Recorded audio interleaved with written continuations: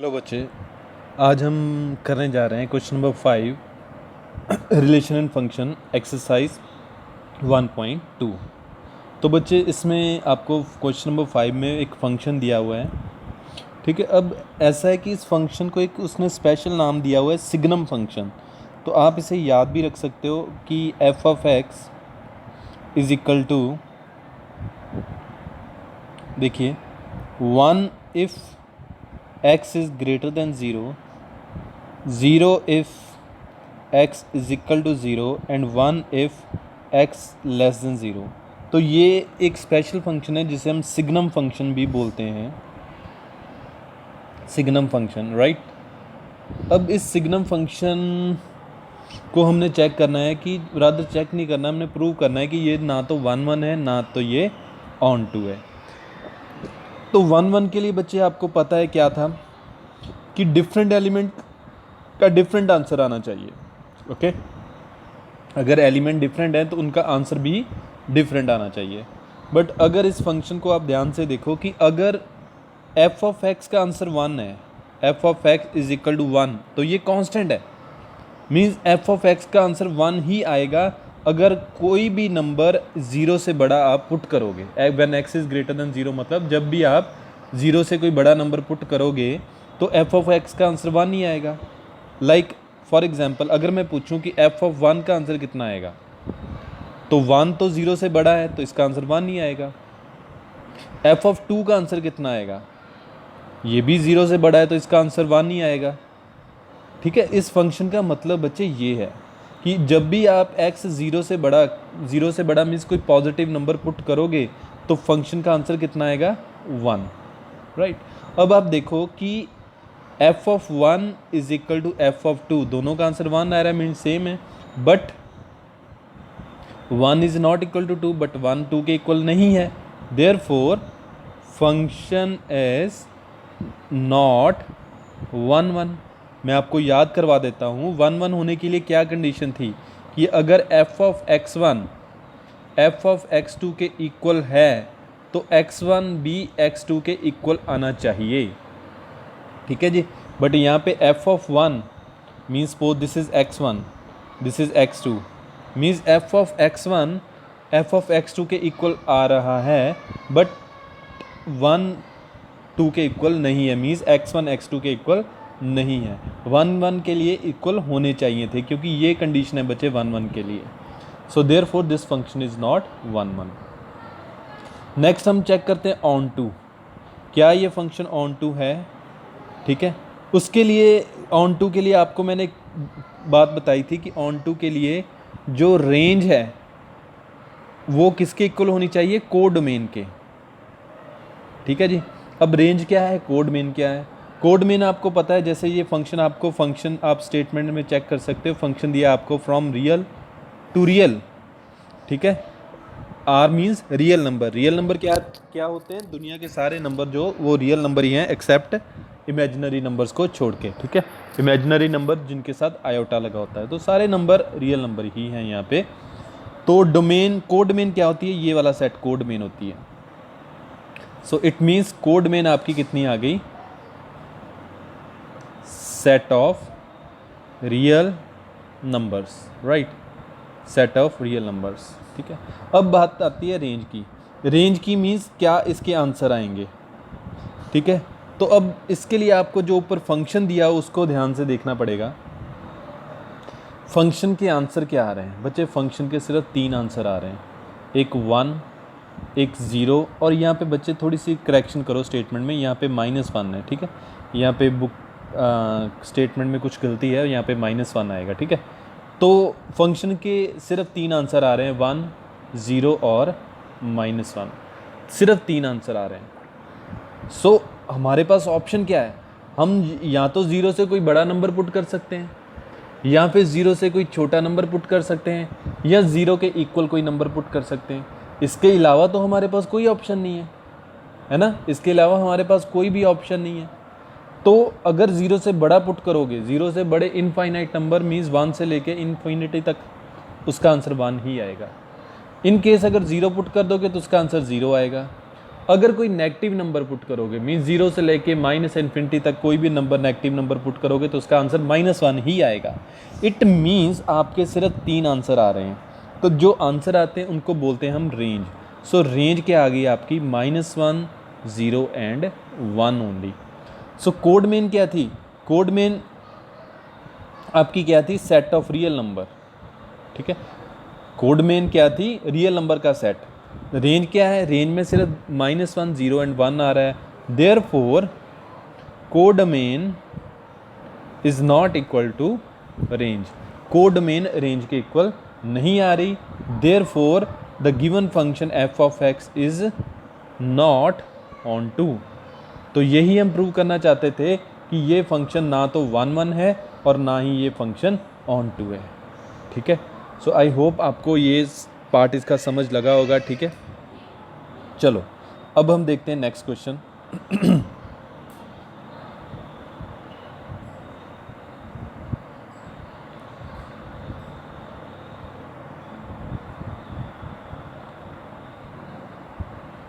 अच्छा जी, question number 6 देखते हैं बच्चे। अब हम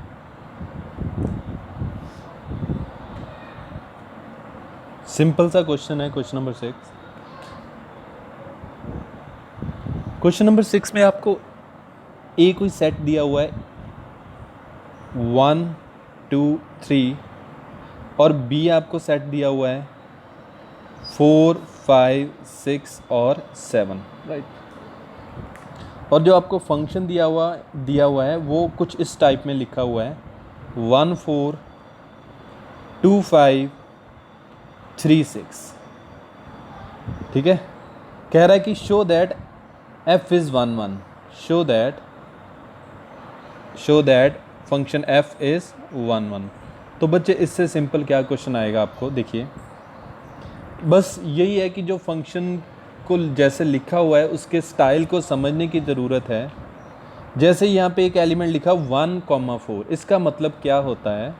इसका मतलब होता है कि अगर फंक्शन में आप 1 पुट करोगे तो 4 आंसर आएगा। देखिए, इसको समझिए ये इस चीज़ को। अगर आप 2 पुट करोगे तो आंसर 5 आएगा, और अगर आप 3 पुट करोगे तो 6 आएगा। ठीक है जी, मीन्स जो आपका फंक्शन है, फंक्शन जो आपका दिया हुआ है उसने बोला है function is from A to B. अब देखिए, function is from A to B, statement में देखिए, मैं नहीं बोल रहा, स्टेटमेंट में लिखा हुआ है फंक्शन हमारा फ्रॉम ए टू बी है।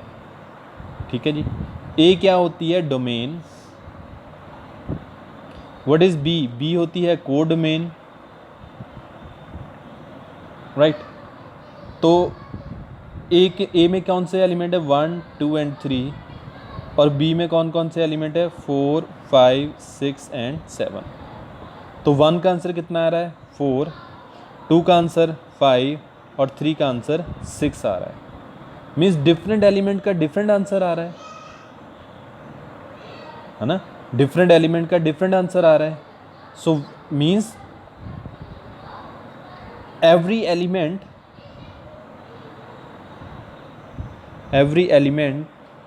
has different image, therefore given function is 1 1। ठीक है जी, तो ये चीज़ है 1 1 के लिए क्या होता है कि डिफरेंट एलिमेंट का डिफरेंट आंसर आना चाहिए। ठीक है जी, 1 1। देखिए, अब आप ये सोच रहे होगे कि पिछले क्वेश्चन में सर कुछ और बता रहे थे, यहाँ पे कुछ और बता रहे हैं। बात कॉन्सेप्ट समझने की है। ठीक है, कोई चीज़ मैं अगर 1 1 बता रहा हूँ तो हो सकता है उसको 1 1 प्रूव करने के लिए 2 या 3 डिफरेंट मेथड्स हों। इट डिपेंड्स कि हमें फंक्शन किस फॉर्म में दिया हुआ है। ठीक है, तो ये जो फंक्शन हमारा अगर इस फॉर्म में है तो इस जब ऐसे दिया होगा तो हमने ये सिर्फ चेक करना है कि क्या डिफरेंट एलिमेंट का डिफरेंट आंसर ही आ रहा है। जैसे फॉर एग्जांपल अगर मैं यहाँ पे 5 को रब कर दूँ और यहाँ पे मैं 4 लिख दूँ, अब ये फंक्शन 1 1 नहीं है। क्यों नहीं है? क्योंकि 1 का आंसर भी 4 आ रहा है। अब यहाँ पे भी चेंज हो जाएगा। ठीक है, 1 का आंसर भी 4 आ रहा है और 2 का आंसर भी 4 आ रहा है ना? तो ये फंक्शन 1 1 नहीं होगा। अगर ऐसा होता तो, बट ऐसा नहीं है। सो जो स्टेटमेंट है उसके हिसाब से ये 1 1 बन रहा है, तो मैं इसे चेंज करता हूँ फिर। ठीक है जी, ओके। तो ऐसे था क्वेश्चन आपका, तो ये 1 1 आ रहा है, यही हमने प्रूव करना था। ठीक है, सो आई होप आपको समझ लग चुकी होगी। ठीक है, तो ये क्वेश्चन नंबर आपका था 6। ओके जी, so let us do question number 7 now.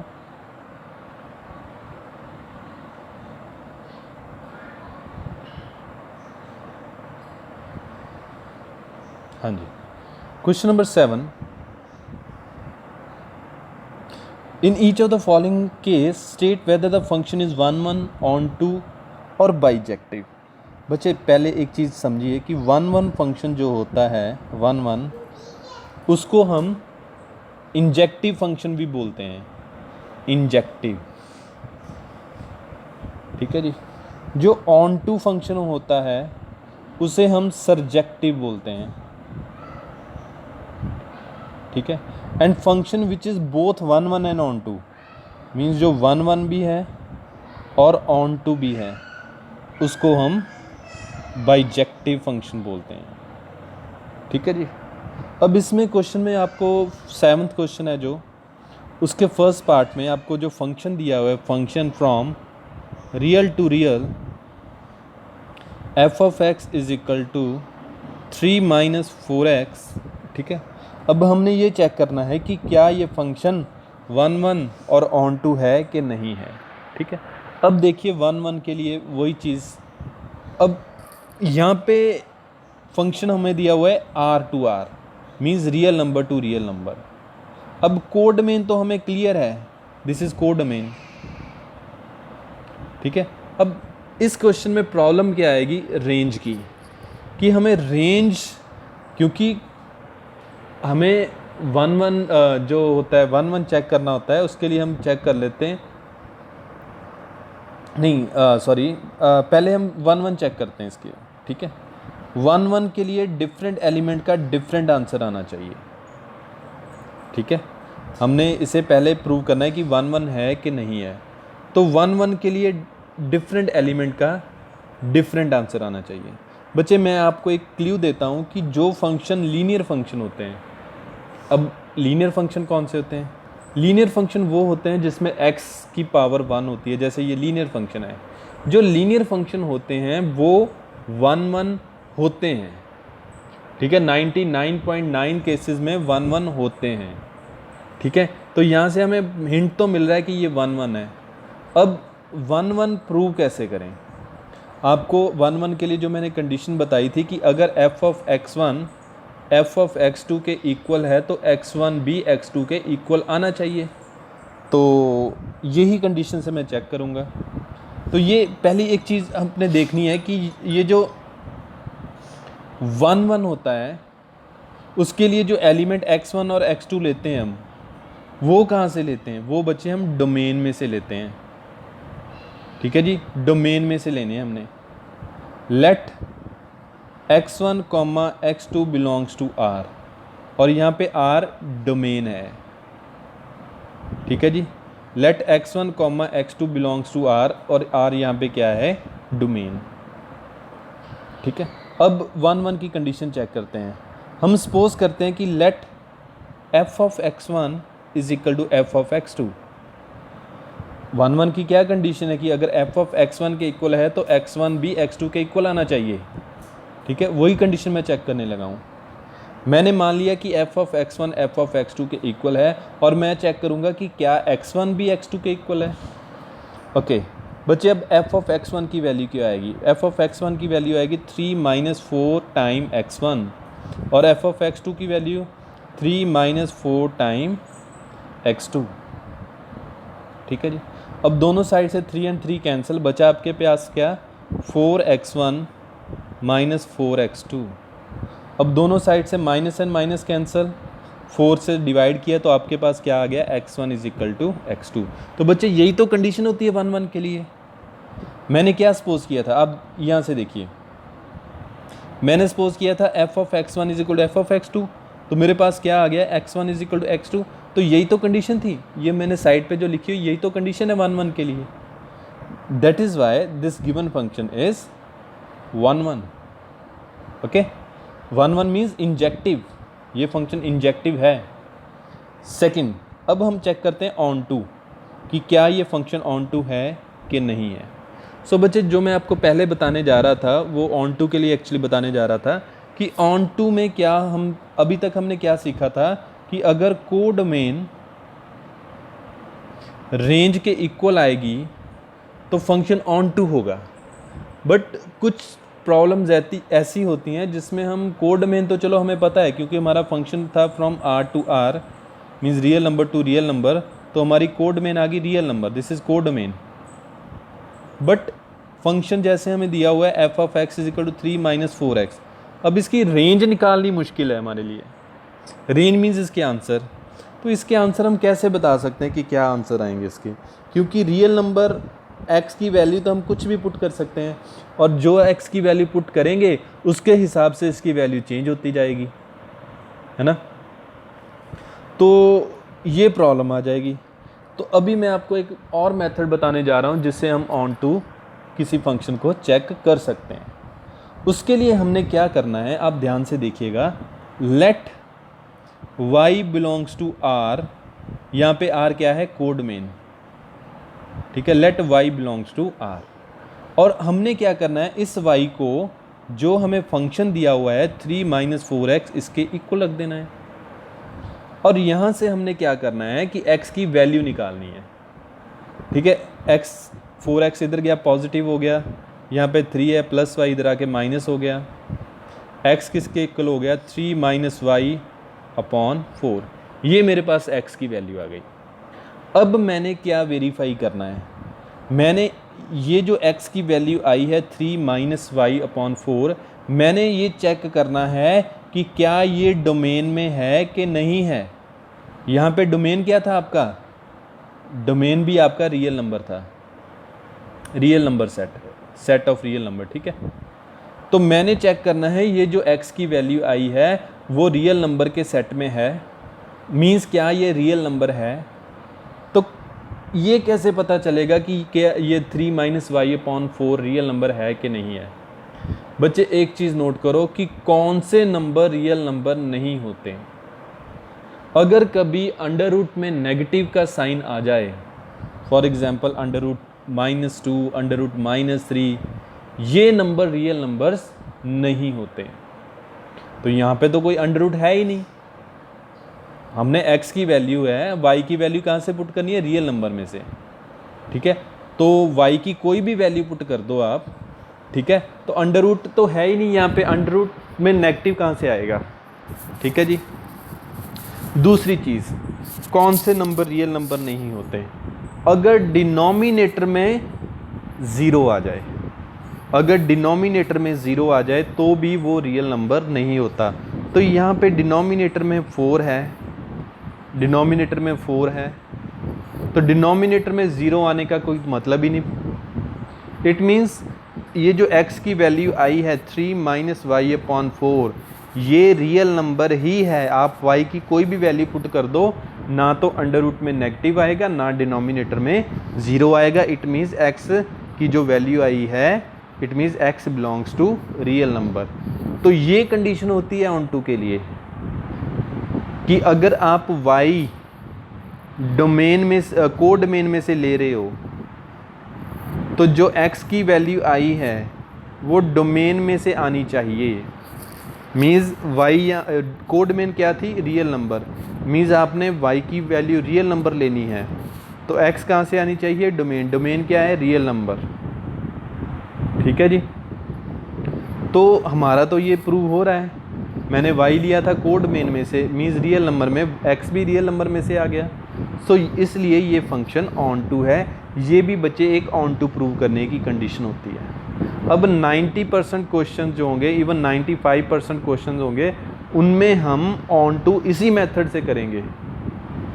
एक मैंने आपको मेथड क्या बताया था पहले कि कोड मेन जो है वो रेंज के इक्वल होनी चाहिए, एक तो ये मेथड बताया था।